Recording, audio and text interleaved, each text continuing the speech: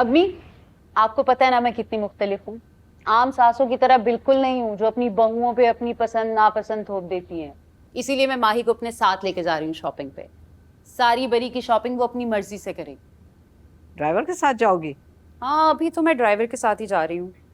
Umar office में है ना, वो हमें मॉल में ज्वाइन कर लेगा।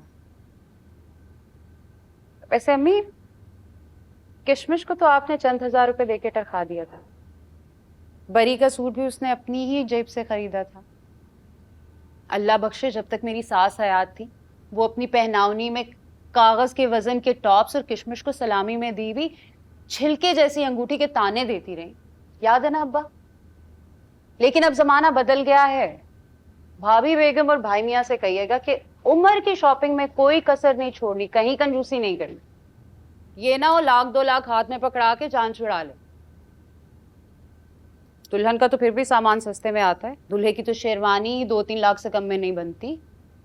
भाई मियां से कहिएगा कि उमर को साथ ले जाके ना उसकी शॉपिंग कराएं, उसकी पसंद से। खुदा का खौफ करो सलीका, 2 तोले के टॉप्स और अंगूठी दी थी मैंने तुम्हारी सास को, और वो जलाल की अंगूठी जिसे तुम छिलका कह रही हो, कभी उसका जाके वजन करवा के देखो कि वो कितने तोले की थी।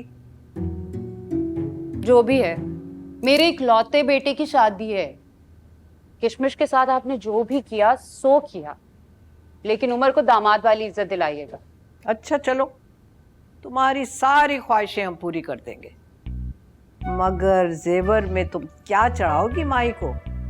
तुम्हारी इज्जत का सवाल है।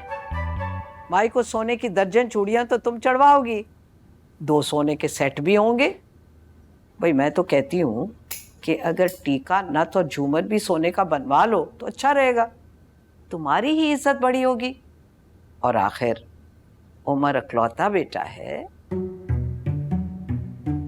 माही नजर नहीं आ रही, देर हो रही है।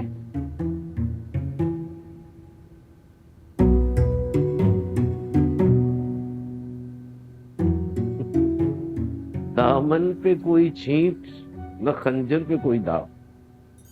तुम कत्ल करो हो कि करामात करो हो। ए हटे।